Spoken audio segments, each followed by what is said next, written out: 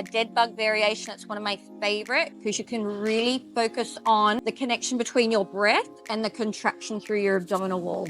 To create the contraction through the abs, we've got to get a really strong pulling action on the bench while we use the out breath. If your out breath is too light, if it's very gentle, it's not going to amount to a really strong abdominal contraction. So we want the out breath to be quite strong, intentional, and deep. We bring the feet up. We want the knees at 90 degrees, the hips at 90 degrees. We're going to grab the bench so the hands are near the ears, the elbows are narrow. Step number 1, we tilt the pelvis. Number 2, use your out breath. Watch my rib cage.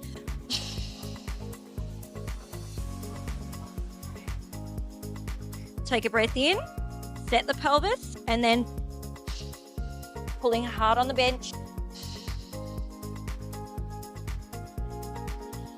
So in between each rep, reset the pelvis and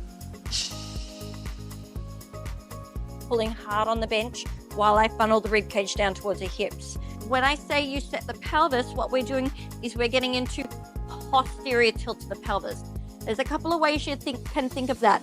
Either I'm pulling my pubic bone towards my belly button, I'm curling my tailbone to the back of the knees, or simply we want to close the gap between our back and the bench. Be very intentional with the pull on the bench because that's going to really help to get a strong contraction.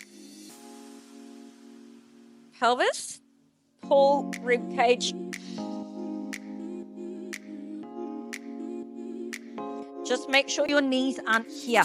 We need those knees stacked over the hips so that we can get that pelvic tilt.